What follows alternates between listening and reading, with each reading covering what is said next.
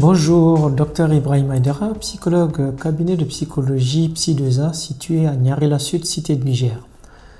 Ça me fait de nouveau plaisir de vous retrouver après un certain temps pour nos thématiques habituelles. Donc j'avais choisi pour vous la question du mariage et j'aimerais bien qu'on intitule ce sujet « Mariage d'hier, d'aujourd'hui et de demain » pour qu'ensemble on puisse voir qu'est-ce qui a marché avant, qu'est-ce qui marche aujourd'hui, qu'est-ce qui marchera demain quand on se marie, et qu'est-ce qui n'a pas marché avant, qu'est-ce qui ne marche pas aujourd'hui, qu'est-ce qui ne marchera pas plus tard. C'est-à-dire comment je pense que le mariage sera conçu dans peut-être une décennie ou une vingtaine d'années. J'aimerais bien aussi qu'on se penche sur la façon comment les mariages étaient célébrés. Essayons de réfléchir un peu comment les parents célébraient les mariages, comment les parents démarchaient les futurs beaux-parents, pourquoi les gens se mariaient, et aujourd'hui, comment tout cela se passe. Est-ce que les parents font des vraies investigations? Est-ce que les mariés se connaissent suffisamment? Est-ce que les mariés sont vraiment conscients de ce qui les attend dans les mariages?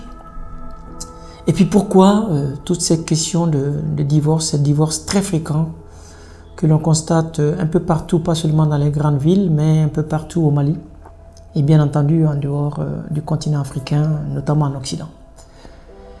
Et j'aimerais aussi peut-être qu'on réfléchisse un peu, avec un regard philosophique, comment seront les choses dans quelques années, où moi je me suis dit que peut-être qu'il n'y aura même plus de mariage, ou peut-être qu'on se contentera tout simplement des mariages religieux et que les gens n'iront plus à la mairie parce que tout le monde a peur. Dès qu'on parle de mariage, les gens ont peur et parlent de divorce, ou que ça ne puisse ne pas marcher. Alors je disais dans un premier temps qu'il serait important qu'on réfléchisse qu'est-ce qui se passait avant les dessous des cartes, ce que j'appellerais les dessous des cartes, entre les familles. Quand on voulait se marier, les familles étaient toutes impliquées, il n'y avait pas de gros intérêts financiers derrière, on ne regardait pas trop le portefeuille entre guillemets de monsieur ou de madame, et qu'il y avait vraiment cette volonté d'unir des gens pour le meilleur et pour le pire, et que vraiment les deux familles étaient très unies, très conscientes de ce qu'elles attendaient de leurs enfants. Malheureusement, il y a cette question d'argent qui commence à prendre du poids, où les mariages sont beaucoup plus monnayés, ils sont célébrés de façon beaucoup plus extravagante. On veut que le mariage soit célébré d'une façon inoubliable, qu'on puisse inviter un maximum de gens, qu'on le célèbre dans l'endroit le plus chic d'une ville, pour ne pas dire de la capitale, avec des voitures de luxe, des voyages de luxe, sans pour autant penser, est-ce que ces couples, ces nouveaux mariés, ils auront les moyens de vivre ensemble si on dépense toute cette fortune uniquement un seul jour pour un seul jour avec autant d'invités, autant de cadeaux alors que les gens n'ont même pas de quoi vivre. Je me pose cette question parce que je me suis rendu compte que finalement, en tout cas, beaucoup de jeunes couples autour de 30-35 ans n'ont pas réellement pris conscience que le mariage c'est quelque chose de sacré, qu'il faut être modeste dans le choix, dans les dépenses, qu'il faut avoir des projets de vie de couple, qu'il faut se dire qu'on est unis pour le meilleur, pour le pire, qu'on ne se sépare pas dès le premier couac et qu'on se dise que les enfants qu'on a, que c'est les enfants à nous deux et pas les enfants à monsieur ou les enfants à madame. J'aimerais bien aussi qu'on réfléchisse sur la dimension psychologique des mariés, parce que je me rends compte qu'il y a beaucoup de mariés qui ont des pathologies qui ne sont pas connues. Mais par contre, les gens doutent de certains traits de caractère. J'entends très souvent des femmes qui se plaignent de leurs maris qui sont des pervers narcissiques, des hommes qui se plaignent de leurs femmes qui sont des femmes très impulsives, très égoïstes, très égocentriques, des enfants rois qui naissent et qui n'arrivent pas du tout à trouver leur place parce que les parents aussi ne sont pas des parents matures, des parents équilibrés psychologiquement. Est-ce qu'il ne faut pas vraiment se dire que ce monde évolue à une très grande vitesse Et que si on ne fait pas attention dans nos choix de partenaires, on risque de se marier que pour quelques jours, quelques semaines, voire quelques mois, mais pas plus. Est-ce qu'il ne faut pas aussi se dire que vivre avec quelqu'un, c'est quelque chose de difficile qu'on connaît, qu'on doit accepter, et que forcément les deux personnes seront distinctes, ne se ressembleraient pas, mais par contre c'est justement ces différences qui peuvent les unir. Ces différences qui peuvent faire la force du couple, ces différences qui peuvent faire que les deux, comme dans un bateau, puissent aller ensemble vers la même destination, un avenir radieux pour le couple. Je me suis dit aussi que pourquoi ces parents qui faisaient des choix prématurés en cachette, qui choisissaient des cousines pour les cousins, s'entêtent toujours à choisir des cousines pour des cousins alors que l'amour ne peut pas du tout exister à partir du jour du mariage. Il doit y avoir un minimum d'affection, un minimum d'amour entre les gens. Et malheureusement, les parents de l'ancienne école, la vieille génération, pensent toujours qu'il faut se marier, que l'amour va venir au fil du temps. Je les interpelle, non. Non, impossible. Impossible. Quand deux êtres humains s'unissent, il faut bien qu'ils s'aiment, il faut bien qu'ils s'acceptent, il faut bien qu'ils se sacrifient ensemble, qu'il y ait un minimum de compassion, d'amour, de complicité pour que le couple puisse aller de l'avant.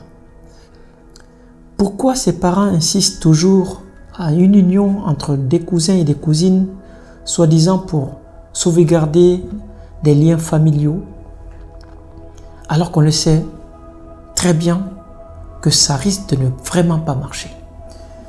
Et qu'on sait qu'on va non seulement détruire un couple qui vient de se marier, mais qu'on va aussi favoriser la déchirure entre deux familles. Et n'oublions pas aussi les risques des mariages consanguins. Beaucoup de nos parents ne croient pas en cela, alors que les recherches ont bien montré que les mariages consanguins sont vraiment nuisibles, ne sont pas du tout de bonnes choses pour les enfants qui vont être issus du couple. J'interpelle surtout, aussi et surtout les parents qui poussent les filles à un mariage forcé. Des filles qui, par respect exagéré de leurs parents, envers leurs parents, sont obligées d'accepter un mariage et qui ne peuvent pas du tout supporter le mari qui leur a été imposé. Et qui, après maintes reprises, alertent leurs parents, mais les parents ne sont pas du tout d'accord, que cette fille, elle se sépare de ce monsieur qu'elle n'aime pas, qu'elle n'aimera jamais. Nous avons vu d'ailleurs, depuis quelques mois, ces nombreux suicides à Bamako, qui pour la plupart des cas ont des origines qui se trouvent dans nos familles.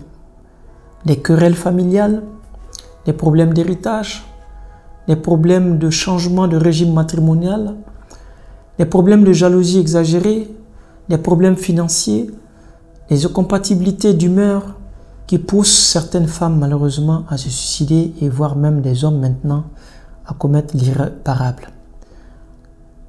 Et pourtant, on avait toujours pensé que c'est uniquement en Occident, chez les Blancs, comme on le dit, que ces choses peuvent se passer.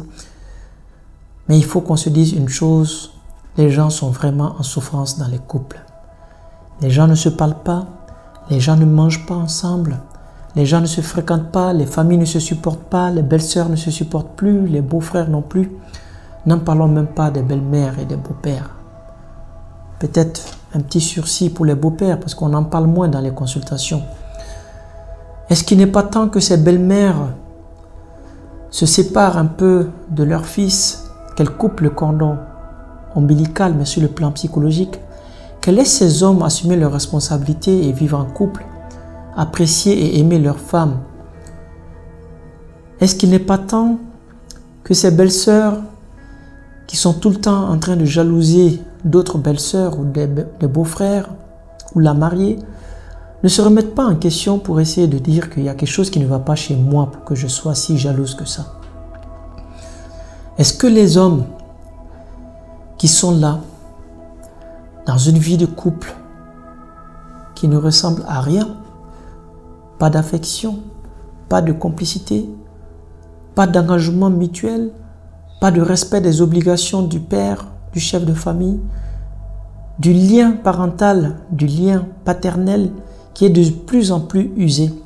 Est-ce qu'il ne faut pas vraiment qu'on se penche sur ça pour qu'on se dise que si on veut vraiment que les couples marchent, une seule solution, c'est qu'on choisisse vraiment la personne que l'on veut vraiment marier, que l'on veut épouser. Est-ce que les parents ne doivent pas finalement laisser les enfants marier ceux qu'ils aiment? Est-ce que les parents ne doivent pas parfois se remettre en question qu'en insistant auprès de leur fille qui cherche à divorcer, alors que le problème est profond, que c'est pour amener cette fille vers la détresse absolue, vers la dépression, vers des femmes qui ne sont pas heureuses, des mères qui sont très malheureuses et qui finalement feront des enfants malheureux. Donc mon dernier appel, c'est l'appel au regard des mariés, à la pensée des mariés, à l'oreille que l'on doit tendre à ces mariés qui sont en souffrance, à ces hommes en souffrance, à ces femmes en souffrance qui sont victimes non seulement de violences conjugales, de violences physiques, mais surtout de violences psychologiques. À ces hommes parfois aussi qui sont victimes de violences, mais qui auront vraiment du mal à parler de tout ce qu'ils endurent dans leur couple et qui ne vont certainement pas dévoiler comme les femmes leurs souffrances, qui vont finalement se taire pendant très longtemps avant que l'on découvre que ce sont des gens totalement démunis et qui sont rongés. Est-ce qu'il ne faut pas qu'on se pose vraiment la question, plus le mariage est extravagant, moins il y a de chances qu'il survive? Est-ce qu'il ne faut pas célébrer des mariages de façon beaucoup plus modeste? Est-ce qu'il ne faut pas cotiser pour remettre directement le petit cachet, les cadeaux aux mariés qui savent très bien ce dont ils ont besoin dans leur future vie de couple? À vous la réponse, à vous les bonnes questions aussi. Sachons garder raison. Sauvons les couples, sauvons les enfants en souffrance. Beaucoup d'enfants souffrent, beaucoup d'enfants ne vivent pas du tout auprès de leurs parents. Beaucoup d'enfants manquent de liens affectifs avec leurs parents. Beaucoup d'enfants ne voient pas leurs parents, ni le père ni la mère, et beaucoup d'enfants ne savent même pas ce que c'est que le lien paternel ou le lien maternel.